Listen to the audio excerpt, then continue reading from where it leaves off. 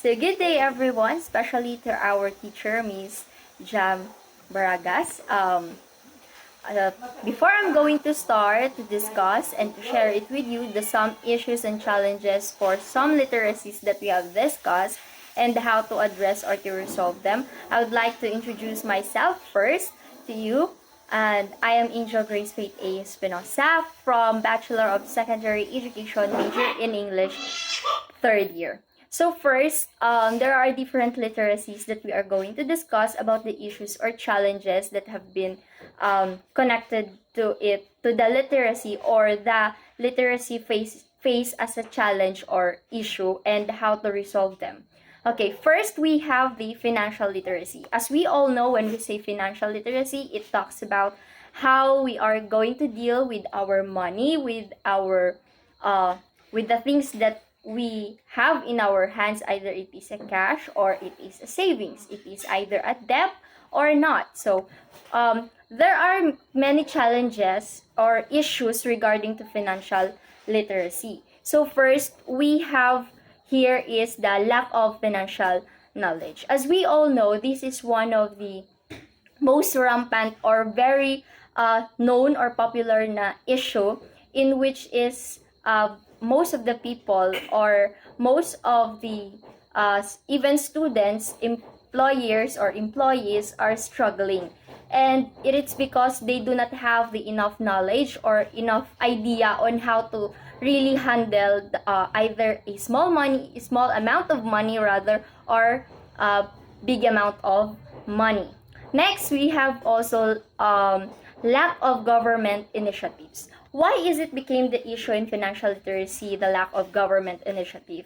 Because our government doesn't have the focus or doesn't have enough the connection or interest in making more of projects, systems, proposals, just to help their people to resolve those cases when it comes to financial literacy. They do not give enough attention or they do not seek a resolution for such issues in that part. So how to resolve this lack of financial knowledge and lack of government initiatives? Of course, if you are a leader and you are currently watching this, and of course in your own, if you are watching, and we can resolve this by starting in ourselves, by having our plan in our own, having our initiative to take an action on how we are going to resolve those, para hindi na siya ganon lumaki ng lumaki, but we are able to prevent it. So next, literacy is we have the challenges to social literacy. As we all know, when we say social literacy, it is about communicating about to our surrounding, to the people that we met or we encounter all this time. So there are two main challenges or issues that really hit my attention or caught my attention. First is undiagnosed learning disabilities.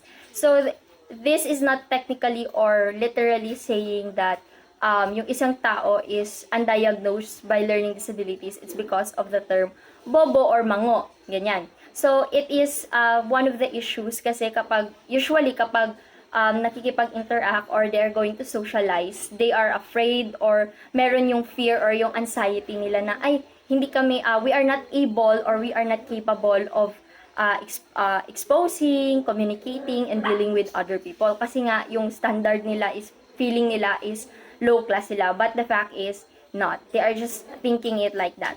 Next is lack of a role model. So most of the time, and as we can observe, most of the people or students and na nagkakaganito is lack of role model. Sorry to get an example as yung broken family, because the person itself do not have enough model. Just like for example, his or her parents. So kapag wala siyang nakikita na ganun na, ganito pala dapat yung action. Therefore, pag lumabas na siya, pagkipag-socialize na siya in a whole society or community, he or she is not able or hindi siya ganun ka-effective the way na makipag-socialize siya. Because, yun nga, yung model na nakikita niya is hindi ganun. But, negative way or war freak kumbaga. Hindi siya lumaki siya sa healthy environment. So in that case, we as a people that we should really understand well, let us palawakin pa yung pag-iisip natin to understand them that not all people really have a healthy society, has the access na paano ba maging social literate, ano ba dapat yung do's and don'ts, ano ba dapat yung ethical manner either when we are in a society or meeting other people. Next literacy is the digital or media literacy. It is one of the famous or pinaka-basic na lang siya kumbaga sa ating lahat. It's because digital issues and challenges is already we already been face it, 'di ba? So for example, yung pinaka famous is yung cyberbullying. As we all know, the cyberbullying is pagbubully through online. Kunwari, someone posted, then you commented something, tapos your friends are starting to have you are already exchanging comments about that person doon mismo sa comment section. And in that way, cyberbullying is happen or already occurs. So, in that way, kahit sabihin natin na, joke lang man yun. It was just a joke. It's just a prank. But, it's not a good joke or it's not a good action other way. Next is also have the digital issues is yung gambling. Maraming kabataan, maraming tao yung nagiging addict when we say gambling through online. Meron yung famous game natin ngayon na Tong-Its in which is connected to the money. It is became the digital issue kasi hindi siya healthy na dapat ang digital is for positive siya and not for negative. But throughout the time, the people develop and research and find out different things.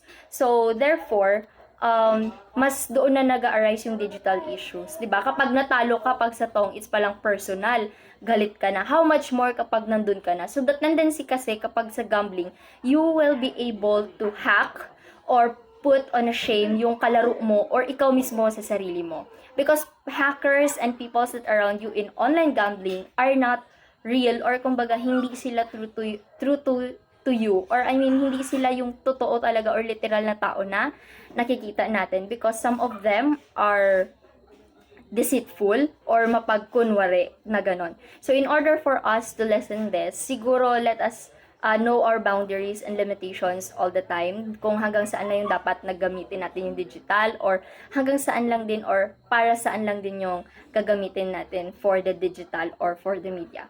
And always remember that media literacy is one of our communication tool and fundamental now. So to address it, let us have a discipline and limitations with ourselves.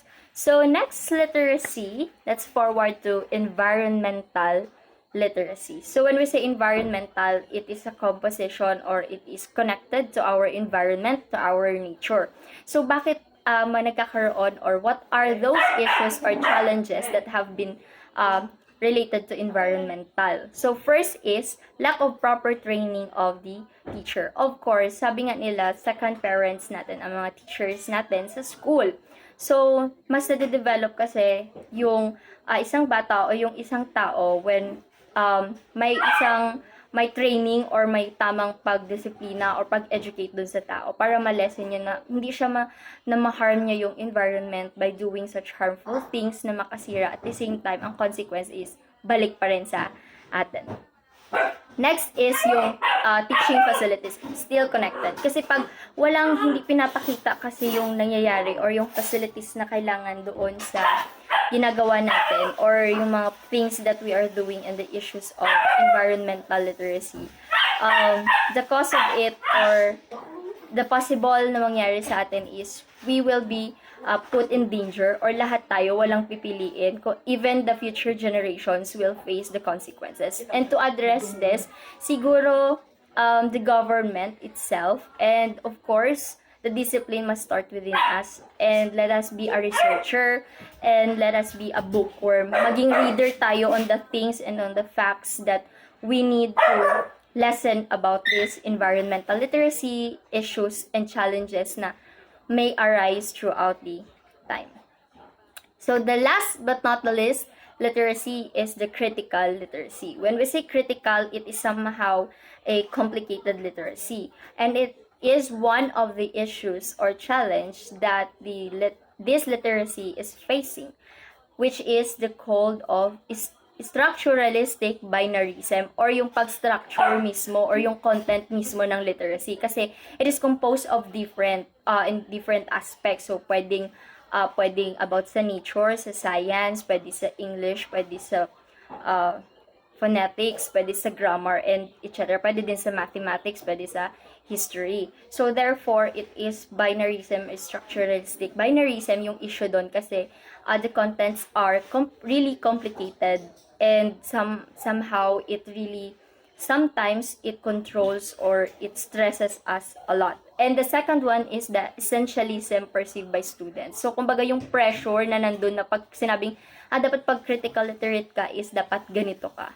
So it is really a essentialism perceived by students, yung issue na number one na ginakaharap. And to address this, let us not pressure our mental health, let us not compare to one another, and let us not put ourselves in a stress manner, which can cause us to hurt or harm ourselves. So that's all the 5 literacies that issues or challenges, and even how to address it. But in general, all of the things and all of the issues that we as people need is only start with ourselves by discipline, having limitations, and knowing what are we capable of doing it. So that's all. Thank you, and God bless us all.